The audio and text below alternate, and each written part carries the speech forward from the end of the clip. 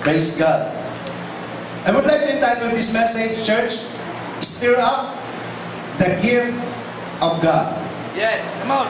Stir up the gift of God. Everybody say, stir up. Stir up the gift of God. Sabihin niyo sa inyong katabi. Stir up the gift of God. The Bible says in verse 5, mga kapatid, when I call to remembrance the unfeigned faith. When we say unfeigned faith means it is genuine or genuine. Ibig sabihin talagang totoong pananampalataya, totoong pagsamba sa Diyos, totoong pananalig sa Panginoon, mga kapatid. And that is in Timothy, mga kapatid, kay Timoteo. Amen. That is which dwelt first in the grandmother, na ito'y nasa iyong lola.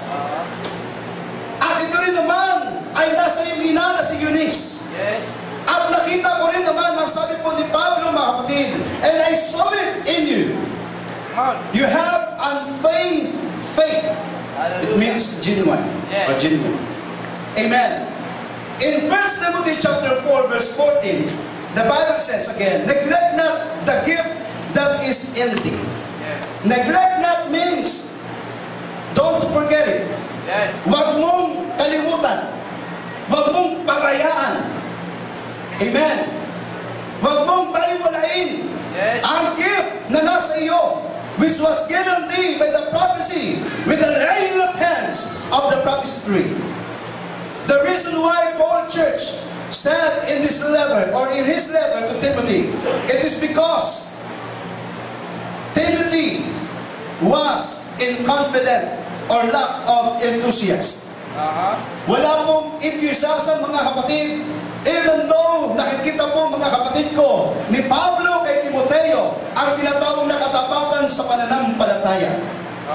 At nakikita ko, mga kapatid, sa inyo lahat ang katapatan ninyo sa pananampalataya sa ating pong Panginoon. That's why ang Church ng Batangas, mga kapatid, ay lumalago at sumusuporta sa lahat ng gawain ng ating pong Panginoong Jesucristo. Palakpakan po natin ang Panginoon. Hallelujah! Amen! Timothy was lack of enthusiasm, mga kapatid, at meron po sa tinatawag na mahiyaing espiritu. And that is the reason why na pinalahanan po, mga kapatid ko, ni Pablo itong si Timothy, mga kapatid ko, to stir up the gift of God that was in thee. Paul said to him, God hath not given us the spirit of fear, yes, but of power. Yes, right. Yung kaninang tumayo dito, mga kapatid, narinig ko yung word na yun. Hindi po tayo binigyan ng Panginoon ng espiritu ng pagkatakot, mga kapatid. Huwag po tayong matakot kung tayo pisasabak, mga kapatid, sa gera upang ipangharal ang salita ng Panginoon. Sapagkat sinabi po ng Biblia, God just not the wise men of this world, but He chose the ordinary people to confound the wise men of this world. Pinili ng Panginoon ang mga taong walang aral, mga kapatid, katulad ni Pablo, upang ipahiya ang mga matatalino sa sanlibutan. Huwag po tayong matakot na gamitin ng Panginoon at ipangharal ang salita ng Diyos, sapagkat nasa atin ang banal na Espiritu. The Bible says that you shall receive power after that the Holy Ghost is come upon you. Meron po tayong kapangyarihan, mga kapatid ko, na isawata, mga kapatid ko, ang gawain ni Satanas. To rebuke Satan's work in this earth. Right. To rebuke the darkness in this earth. Everybody say praise the Lord. Praise the Lord. So that's why, mga kapatid, Paul encouraged Timothy to stir up the gift that was given to him. Why? The reason that makes his lack of enthusiasm. Because first, mga kapatid ko, ang sabi po na verse 7, Timothy has fear. Amen. Meron po siyang takot, mga kapatid. And number 2, he was ashamed. Nahihiya po siya, mga kapatid. In verse 8, makikita po natin yan. Nahihiya po siya. And number 3, mga kapatid, he was afraid. In chapter 2, verse 3, nababahala siya, natatakot siya, mga kapatid. And number 4, he was unlearned. That's why according to 2 Timothy chapter verse 15, study to show thyself approved unto God, a workman that will be ashamed. Dapat po tayong mag-aral mga kapatid sa paanan ng ating pong Panginoon. But there is one thing that was in 2 Timothy, the genuine faith. Yes. Palampakan natin ang Panginoon mga kapatid. Hallelujah. He has a genuine faith mga kapatid. Yung kumbaga mga kapatid ko, nandoon na po sa Kanya yun. At sometimes yung ating pong pag-ibig, may pag-ibig po tayo lahat sa Panginoon. Yes, of course. Pero may mga dumarating na panahon mga kapatid, yung pag-ibig po natin ay nanlalamig po sa katagalan ng panahon. It is because mga kapatid, we are hoping na ang Panginoon po ibabalik na. Pero sa katagal-tagalan na may nangangaral, nasaan ang pangako ng Diyos? That's why in 2 Peter chapter 3, verse 9, ang sabi doon mga kapatid, amen? Hindi po gusto ng Panginoon na ang tao may mapahamak, kundi bagkos ang lahat ay lumapit sa magitan ng pagsisisi. Kung aakyat po natin yung versikulong yun mga kapatid, may mga tao nagsasabi, nasaan ang pangako ng Diyos? Nasaan ang pangako ng Diyos na sa kanyang pagbabalik? Kung noon nangangaral ang mga disipulo mga kapatid na malapit na bumalik ang kaharian ng Panginoon mga kapatid ko o ang ating Panginoon, pero hindi po nangyari, how much more sa ating kapanahunan ngayon na mas malapit na bumalik ang ating Panginoon. Kaya nga ang ating paghihintay ay hindi magiging walang kabuluhan kung tayo'y tapat na mag-aantay at kikilos tayo mga kapatid ko. Magpapagamit po tayo sa pangangaral, sa pamamahagi ng salita ng ating Panginoon. Buong Batangas mga kapatid, hindi lang po sa buong Batangas, kundi sa buong sanlibutan. Palampakan natin ang Panginoon mga kapatid. Amen, amen, amen. So that's why in 2 Timothy chapter 1 verse 6, Paul encouraged Timothy to stir up the gift of God from him. Stir up means to regain, to provide, or to revive, to think again, to renew, to remember, and to awaken. Yan po ang ibig sabihin ng stir up mga kapatid. Amen? Now the gift, the word gift in Greek words mga kapatid, that is charisma. Ang ibig sabihin mga kapatid, it is the grace or favor or free gift. Gift of God is not only the nine gift of the Spirit, but it is also the gospel of God. Yes, right. That what we heard before, it was the gospel of the Lord, mga kapatid.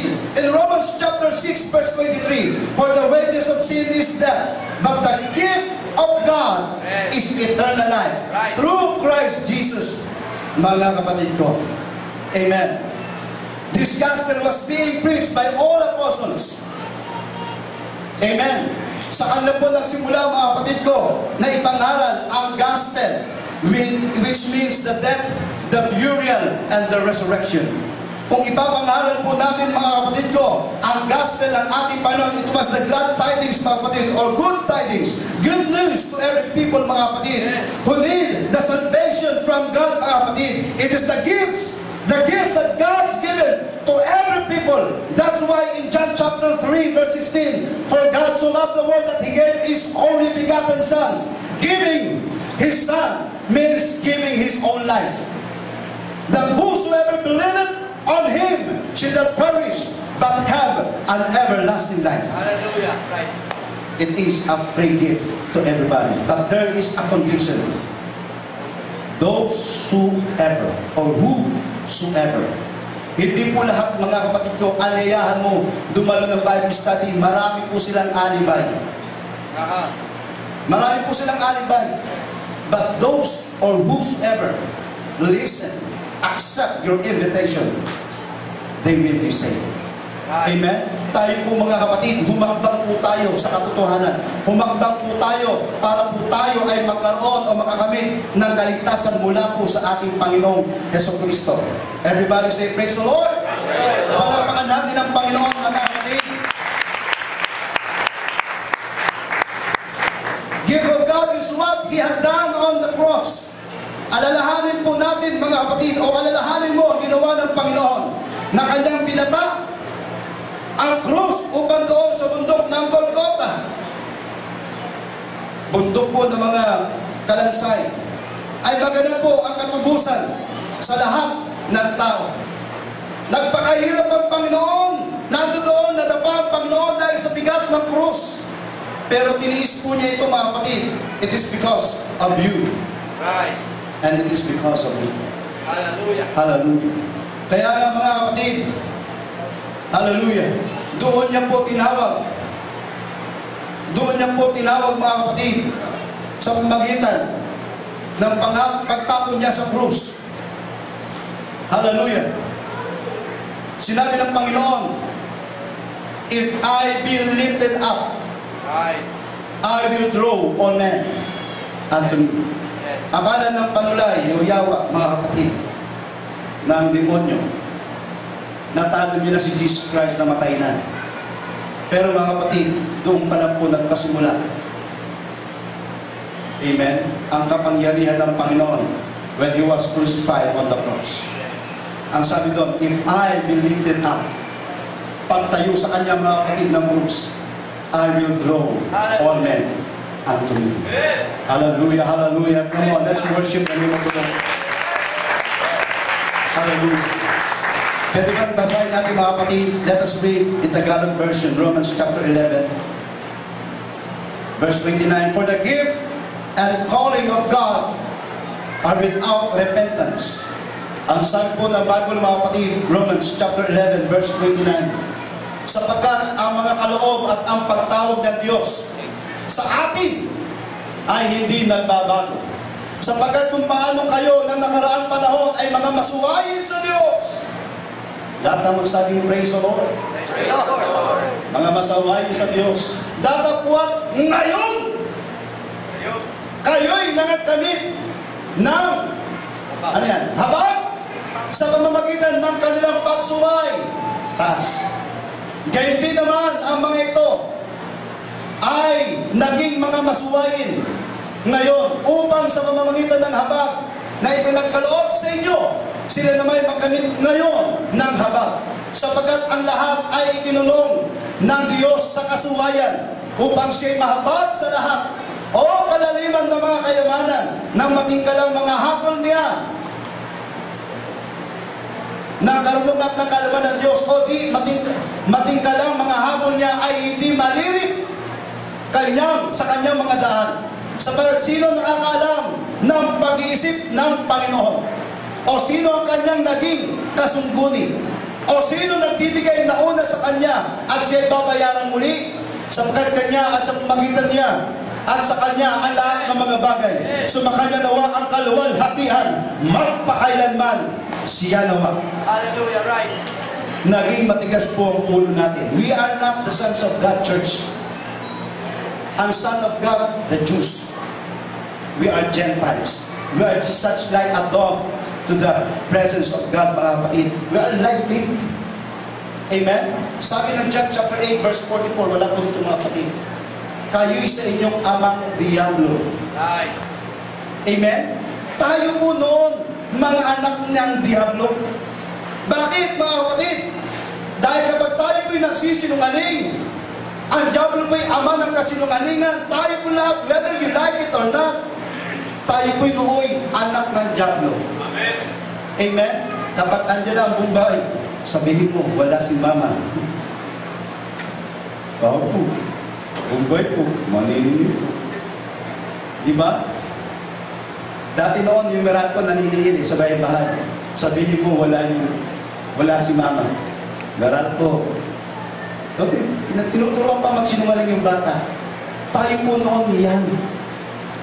But we thank God, nakakilala po tayo sa pamagitan ng gift ng ating Panginoon, mga kapatid. And that is the gospel of the Lord Jesus Christ. Let's clap our hands to the Lord. Amen! Praise God! At na tayo'y makakilala sa Panginoon when we was baptized in the name of Jesus Christ, and we was baptized in His Spirit, ang sabi, you shall receive power. God given us a gift, which is the 9th gift of the Spirit. Ano po yung sinabi doon in 1 Corinthians chapter 12? Ito po ipinagkaloob po sa atin. Hindi po lamang ito sa aming mga pastor. Amen? As a mature Christian, pag may mga sakit, pwede rin patawag ang pastor. Kaya na mismo mag-rebuke. Pag may mga demon possessed, mga kapatid, papatawag pa yung pastor. Meron din po tayo yan. Yes. Right. Amen? Kapag sino dito nakareceive ng Holy Ghost, palakpak. Amen? Kapag nakareceive ka ng Holy Ghost, that is automatically, you need to practice, you need to ask, Lord, what kind of gift? I want this gift. Amen? Ang sabi doon, mga kapatid, sa kasalukuyan, No. ay Chapter 12. chapter 12, verse 1 to 31. Praise God. Hallelujah. Ngayon, tungkol sa mga kaloob, that is the gift. Nasa Espiritu yung mga kapatid ay hindi ko ibig na hindi ninyo malaman. Nalalaman ninyo na nang kayo'y mga hintil pa. Tingnan nyo, no? Nalalaman ninyo nang kayo'y hintil pa. Ngayon, hintil pa ba tayo ngayon? No. Hintil pa ba tayo ngayon? We are not hintil. Hindi na po tayo hintil. Bakit? Yung blood ng Panginoon, which is the Jewish blood, mga kapatid, o royal blood, nakamit natin yung through the baptism in the name of Jesus Christ. So that's why, nung kayo'y mga hintil pa, so meron tinatawag na spiritual adoption. Amen? Merong spiritual adoption. We are not the sons of God, but we can be adopted of our Lord Jesus Christ. Nung kayo'y hintil pa, ay iniligay kayo sa mga piping Diyos-Diyosan. Piping? Piping, hindi makaapaba. Hindi makahambal, hindi makasalita. Sa alimang paraan, pagkahatid ninyo sa inyo. Kaya pinapatalastas ko sa inyo, na walang sino mang nagsasalita sa magitan ng Espiritu ng Diyos ay nagsasabi si Jesus ay tinakwil. At walang sino man namang nagsasabi si Jesus ay Panginoon. Walang magsasabi si Jesus ay Diyos. Sino Diyos? Yes, ano sinabi? Si Jesus ay Diyos. Asan ako? Ay Panginoon, kundi sa pagitan ng Espiritu Santo. Ngayon, may iba't ibang mga kaloob, datapwat iisang Espiritu. Tandaan po natin, kung ano po tinanggap naming Espiritu ni Pastor Ed, ganun din po yung Espiritu tinanggap mo ninyo. Amen? Ngayon, may iba't ibang mga kaloob, datapwat isang Espiritu, at may iba't ibang mga pangasiwa, datapwat iisang Panginoon, at may iba't ibang paggawa, datapwat iisang Diyos, na gumagawa ng lahat ng mga bagay sa lahat. Datapwat sa bawat isa ay ibinigay o ipinagkaloob ang pagpapahayag ng Espiritu. Amen. Upang pakinabangan naman, sapagkat sa isa, sa magitan ng Espiritu ay ibinigay ang salita ng karunungan o word of wisdom. At sa iba'y salita ng kalaman ay hindi sa Espiritu. Sa iba'y ang pananampalataya, gift of faith, sa gayon ding Espiritu. At sa iba'y mga kaloob na pagpapagaling, gift of healing, sa isang Espiritu. At sa iba'y mga paggawa ng mga himala. Sinasabi nila walang himala. Meron! Yes. May himala, mga kapatid. At sa iba'y hula, at sa iba'y pagkakilala sa mga Espiritu of discerning of Spirit. At sa iba'y mga iba't ibang wika. At sa iba'y pagpapaliwanag ng mga wika. Gaya, datapwat ang lahat ng ito ay ginagawa ng isa at gayon din Espiritu na binabahagi sa bawat isa ayon sa kanyang ibig. Palampakan po natin ang ating Panginoon. Amen. Meron po tayo niyan. We have discerning of spirit. We have gift of healing. We have gift of faith. We have gift of tongues. We have gift of interpretation of tongues. Everybody say praise the Lord. Praise the Lord.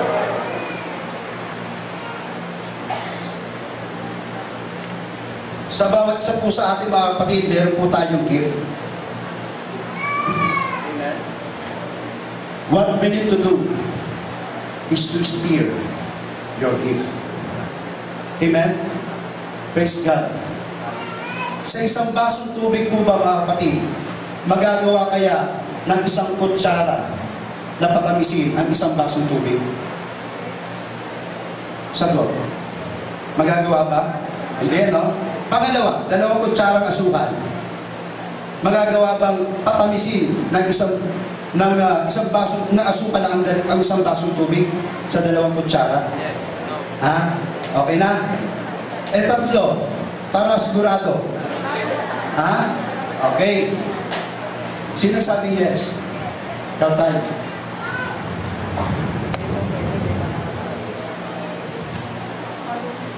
At katay, hindi katay. Ikaw yung gagawin ng sample. Malinis ba? Malinis.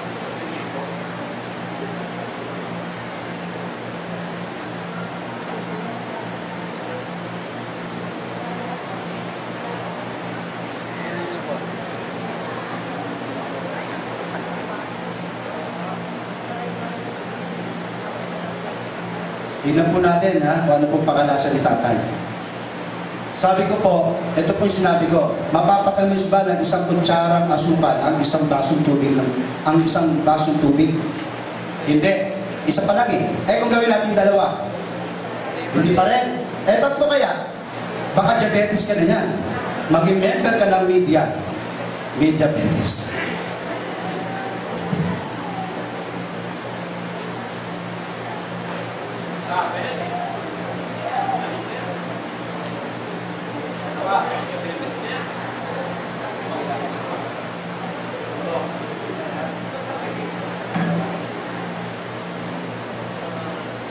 Patitikman po natin. Tayo, pakitikman po.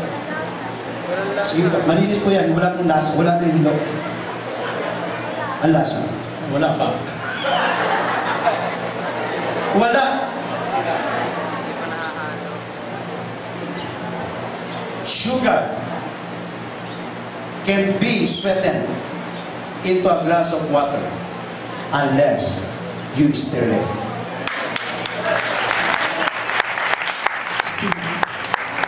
Still. Halo-halo. Halo-halo. Walang lasa daw 3 na yun. Tay, sigurado ko pag ininom may diabetes ka na. Sumabi, palapakan po natin ang Panginoon. Praise God. Hallelujah. Church, minsan po yung ating pong pananampalataya natutulog na. Amen. Minsan po yung ating pong pag-ibig sa Ginoo, sa Diyos, no? Tinatamad na. Kaya po mga kapatid ko, pinaalalahanan po ni Pablo si Timothy. Tay, sabi ng Panginoon ni Pablo kay Timothy, nakita ko yung katapatan mo, yung genuine na talagang pananalig sa Diyos, yung paglilingkod sa Panginoon. Nakita rin ni Pablo, mga kapatid ko, kay Timothy, na unti-unti pong na-discourage, sometimes may mga problema, siyempre. Amen? Lalo kapag ang mga Diyos, mga kapatid, sus, grabe katigas ang ulo ang mga Diyos. No? Mga stick-neck people na sila yan. Ay, naiintindihan ba? Mga stick-neck people, ibig sabihin talaga ma-prime sila.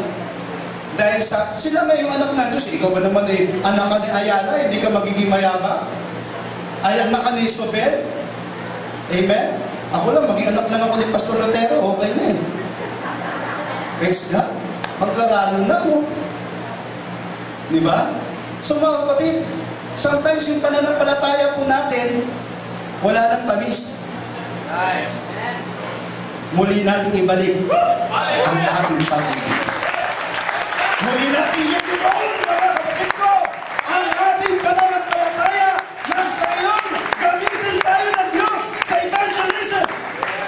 Hallelujah! Hindi manunumbalik ang pag-ibig mo sa Diyos, maliban kung ito'y iyong papag-alapin muli. Amen. Hindi manunumbalik ang dati mong pananampalataya sa Diyos, maliban kung ito'y iyong gigisingin. Kaya nga merong awit, mga kapatid, muling ibalik ang tamis ng pag-ibig, muling pagbigyan. Huwag na, baka masaway ako, mga kapatid. Amen? Yung unfeigned faith po natin, mga kapatid, yung genuine. Sometimes nawawala na talaga. It is because may mga trials and mga circumstansya, mga kapatid, na nangyayari sa ating buhay. Yung ating pananampalataya nawawala, mga kapatid. What we need to do is to stay. Hallelujah. Stir up the gift of God that God given to every one of you, mga kapatid. Ligligin mo, yugin mo ang pananampalataya mo. Nang sa ngayon ay manumbalik ang katapatan mo sa Diyos. Nang sa ngayon ay muli kang gamitin ng Panginoon. Lalo tigit, we are now in the last days, mga kapatid ko. Palapakan natin ang Panginoon. Come on, church. Come on, let's worship the name of the Lord. Through hearing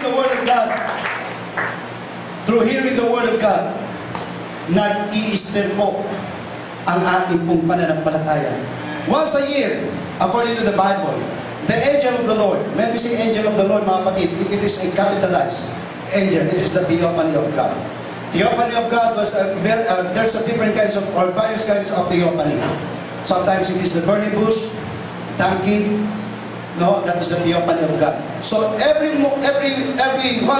year, it is only once a year, bumababa ang hangin ng Diyos doon sa Pool of Siloam. At iyon po ay kanya pong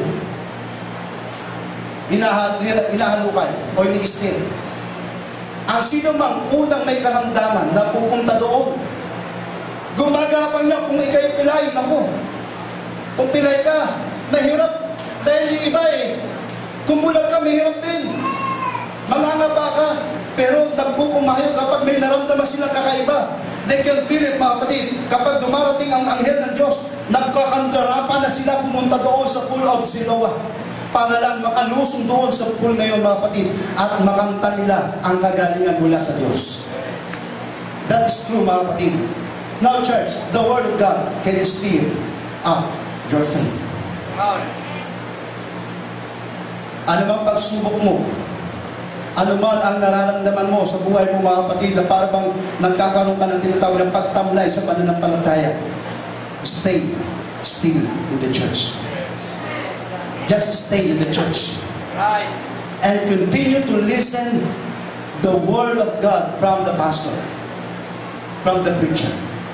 At hayaan mo na siya mag-steer ng pananampalataya. Yes. Number 2, that can steer your faith is receiving the Holy Ghost. Amen? Pag Sunday lang tayo may mga activities, sometimes may mga kapatiran, Sunday lang sila pumupunta. Walang Bible studies. Wala silang there's no involvement in the church activities. Pero pagdating sa Lunes hanggang Sabado, nagkakasala po sila, mga kapatid. At ang nangyayari, mga kapatid, doon po nagiging dahilan upang magkaroon po sila ng tinatawag na panlulupaypay sa pananampalataya. Amen. Hindi po ito agwa bendita, mga kapatid. Brad, tatay, halika ulit.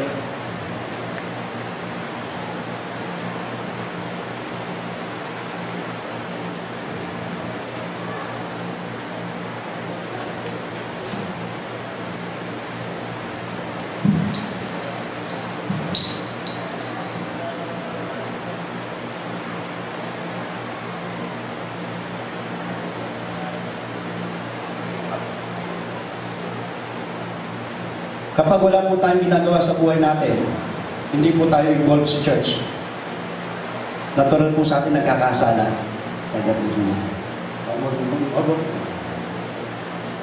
Ito po, binilinis na po tayo ng Panginoon. Dinalisay na po tayo ng Panginoon through the baptism and through the Holy Ghost. Amen? Dahil ang Holy Ghost hindi po sasalip sa iyo o matatanggapin mo kung marumi ang puso mo. Dinalisay na po tayo, ito na po tayo ngayon. When we was baptized in His name. Pero may mga pagkakataon, pa-wedding tayo, mga kapatid. Pa-bingo-bingo tayo. Hindi sinasabi yung nag-bingo nito, di ba? May mga pagkakataon. O kaya, ito na lang, nakakapagsinungaling po tayo. Yung malinis, dumudumi. Ano pa? Minsan hindi na, sinisipat tayo sa bingguhan, minsan nakakapagtantos po tayo. Umiitim na. Pakita mo sa kanila tayo maitim. Di ba? So ano pa kaya kasalanan na nagagawa natin, mga kapatid? Sabihin natin, mataya ng loto. Para may tulong ako sa church, makatides. Pero mga kapatid, hindi na po ito maiinom. Dapat pinainom ko sa iyo. Pero hindi na po yung maiinom. Marumi na. Thanks na din na. Pero ano naman, dipon. Slide na po. The Word of God can stir up our faith, and also the water symbolizes the Spirit of God. If we are continuing attending the church service, that is will be happen. Thanks, slide na konti. Slide na.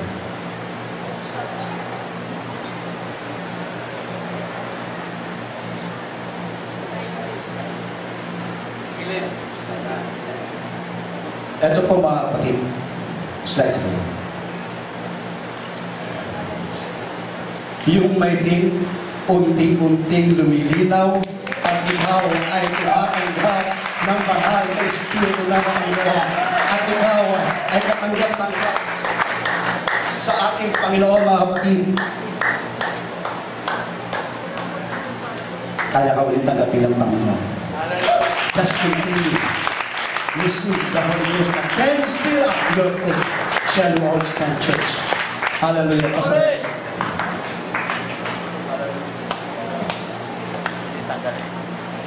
Come on, church, palapakan natin ang Panginoon. Purihin natin ang Panginoon, mga kapatid. Hallelujah, hallelujah. Hallelujah. Tunay mga kapatid, na yan ang nais ng Diyos sa ating pong mga buhay. Marami po sa atin na sa atin ang genuine na pananampalataya. Bakit narito ka pa sa church? For how many years? Hallelujah. 30 years, 20 years, 10 years, 5 years. Dumaan ka sa maraming mga pagsubok at mga problema. Bakit nanatili ka pa rin narito sa church? Why? Sapagkat mga kapatid, ang sabi po ng mga aral, you are staying in the church. Hallelujah. Ano man ang mangyari? Stay in the church. Huwag kang aalis sa iglesia. Huwag kang aalis sa presensya ng Panginoon. Hallelujah. Meron kang mga kailangan. Ang dating malinis na buhay mo dahil sa mga problema, sitwasyon, mga kapatid na lumarating. Minsan nanunumihan, minsan mga kapatid lumalabo. Pero hayaan mo lamang, itagilid mo lamang na iyong sarili sa harapan ng Panginoon. Hayaan mo na ang Espiritu Santo, ang salita ng Diyos, ay manatiling nakabuos. At ang marumi na yan, isang araw-araw, nalabas yan sa iyong katawan. At magiging nalinis ka muli sa harapan ng ating Panginoon.